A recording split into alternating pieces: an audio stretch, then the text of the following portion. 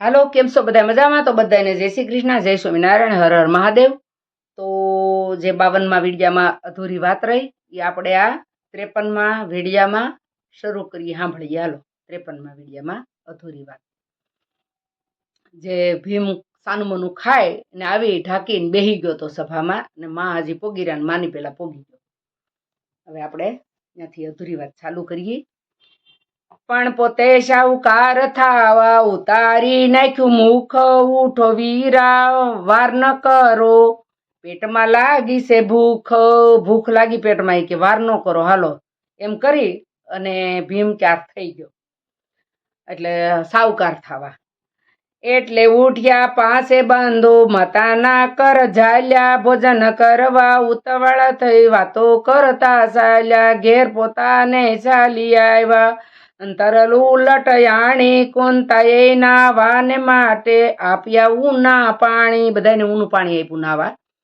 કેવી પ્રથા હતી? નાઈ ન જમવાનું, એવી પ્રથા હતી. નાયા વગર નહીં ખાવા બેહવાનું, આ કુંતામાનો નિયમ હતો. પ્રથમ સારે બંધુ નાયા, દેવ સેવામાં બેઠા, પોતે પોતાનું ષટકર્મ કરવા આસન વાળીને બેઠા. સૌથી છેવટે ભીમ મનાયો, દેવ સેવામાં બેઠો. આજ દેવ સેવામાં બેઠો ડાયો થઈ. માં તો રાજી થાય, પણ માને નથી ખબર કે આ ભાઈ બધું ખાઈ ગયા છે ને ખાઈને બેઠા છે. કદીને તે દહાડે માળા લઈને બેઠો, કોઈ દીની નાજી માળા લઈને બેઠો સાવકાર થવા. કોંતાજી જોઈ રાજી થયા, આજે આવી શુભ શુદ્ધિ, ધન્ય ધન્ય મારા દીકરા, આવે સુધરી તારી બુદ્ધિ. ભીમ કહે માં વરસ થયા, કાંઈ કરવું શુભ કર્મ. આજ ડાયો થઈ ગયો કે વરસ ક્યાંય કે કંઈક શુભ કર્મ કરવું પડે. તે સાંભળીને આનંદ પામ્યા, પોતે રાજા ધર્મ.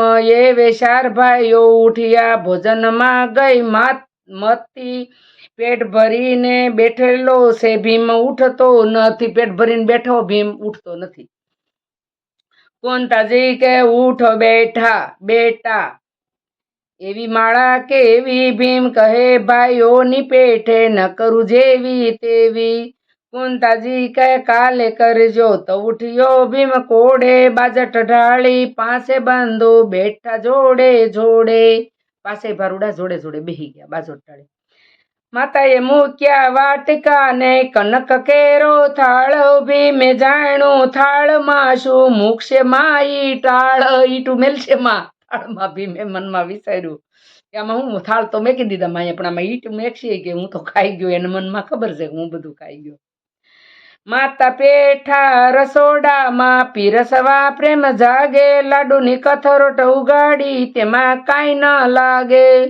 જોયું તો દાળ ભાત નહીં, કોણે કીધું ભક્ષ. માએ જાણ્યું કામ ભીમનું, ડોશીએ કાઢ્યા શખ્સ. ભીમની આમાં ડોળા કાઢ્યા.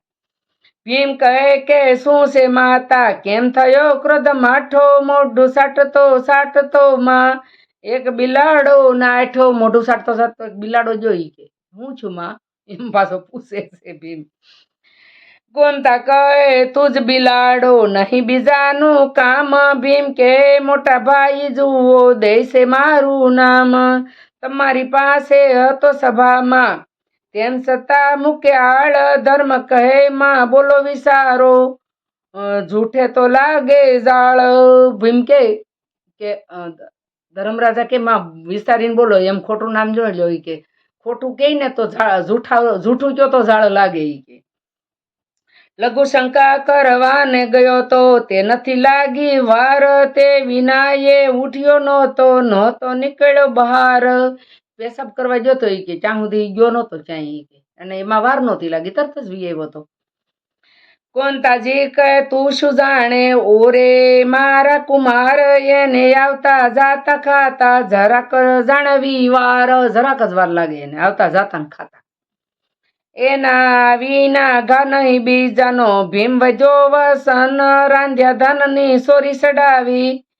મારે ન લેવું અન્ન, એમ કહીને ઊભો થયો. સોર સાવકાર થાય છે જોઈજો. ભીમ ક્રોધાતુર બહુ તો પેટની ચિંતા ધરવી નથી. ઓટલે જઈને સૂતો માતા ગાળો દેવા લાગ્યા. ઉત્પાત માંડ્યો યતી. ભીમે જાણ્યું સો દેશે ગાળું. ખાધું તે જવાનું નથી. મનમાં કઈક ભલે ને દે ગાળું, ખાધું ક્યાં વહી જવાનું.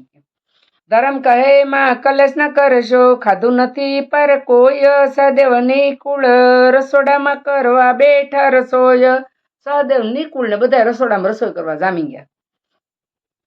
ફરીથી રસોઈ બનાવી. બોલ્યા મુખ વસન ઊંઠો સર્વે કંકાસ મૂકી. કરી લો ની ભોજન. એટલે ધર્મ અર્જુન ઉઠ્યા કુંતા સતી. ભીમને કહ્યું તો ભીમ બોલ્યો મારે તો જમવું નથી.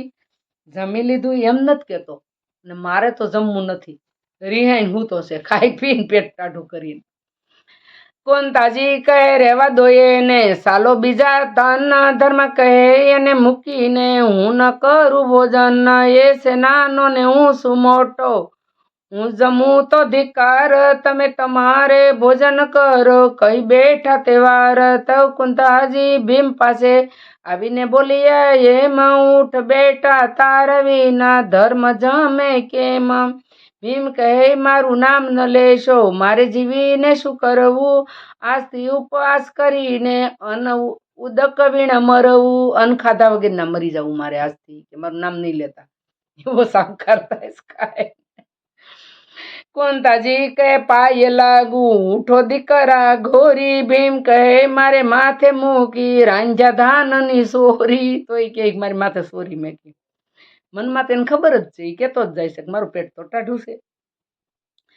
તે માટે ઉઠવાનો નથી. સાહેતે કરો ઉપાય. એટલે સહદેવે ઘરમાં બોલાવ્યા પોતાની વૃદ્ધ માય.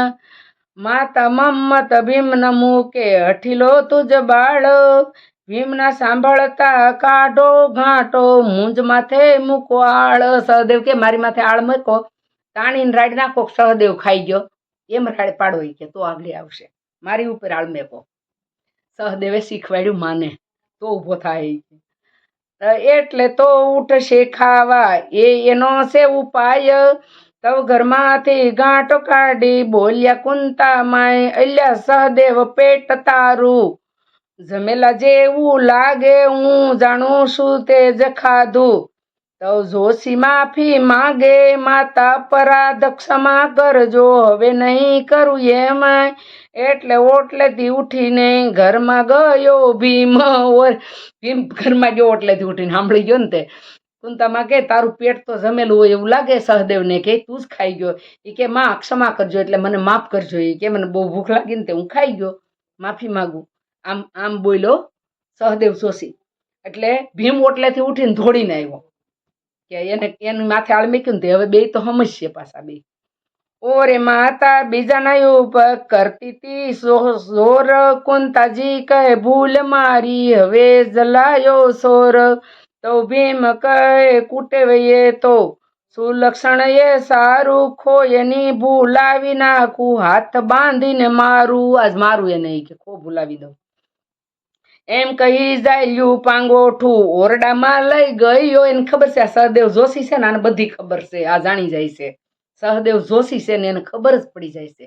એટલે એનું કે આજ તો હાથ પકડીને પગ પકડીને મારું. કે ઘરમાં લઈ ગયો. ઘરમાં લઈને શીખવાડીશ. કે કોઈ દી કોઈને કેતો નહીં હોય કે હું ખાઈ ગયો એમ. ઓરડામાં લઈ ગયો. સહદેવ કહે જાણું છું વીરા કોનો અપરાધ થયો. ના વિના કોણે ખાધું. ઓરે મારા ભ્રાંત. ભીમ કહે મારો ભાઈ હોય તો કોને ન કરીશ વાત. ભીમ કે ઘરમાં જઈને મારો ભાઈ હોય ને તો કોઈને વાત ન કરતો. ભીમ તો સમજી ગયો કે આને બધી ખબર પડી. નાયા વગેરે કોને ખાધું ભાઈ. સહદેવ કે ભીમ કે મારો ભાઈ હોય ને તો કોઈને નહીં કેતો. ભાઈ બે ઘરમાં જઈને સમજી લીધા, બીજાને ખબર ન પડે. એમ કહી બાર લાવ્યો. જવા દઉં છું માત.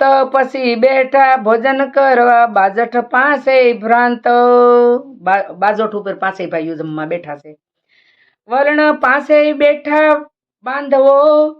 પીરસ્યું કુંતા માય. વ્યાસ વલ્લભ મુકો સરે. ભીમથી ન ખવાય. ખાઈ ગયો બધું ક્યાંથી ખવાય. બસ એટલું કહી આજનો વિડીયો પૂરો કરીએ છીએ ને હવે જે આ 53મા વિડીયાની જે અધૂરી વાત રહી ગઈ એ આપણે 54મા વિડીયામાં ને 55મા કડવામાં વાત કરશું.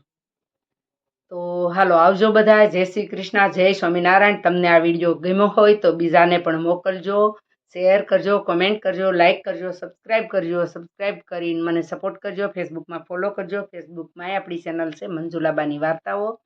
તો આવજો બધાય. તમને જેટલાને ગમે એ બધાય મને કોમેન્ટમાં કહેજો અને બધાય બીજાને મોકલજો. બસ એટલું કહી આજનો વિડીયો પૂરો કરી. આવજો. જય શ્રી કૃષ્ણ, જય સ્વામિનારાયણ.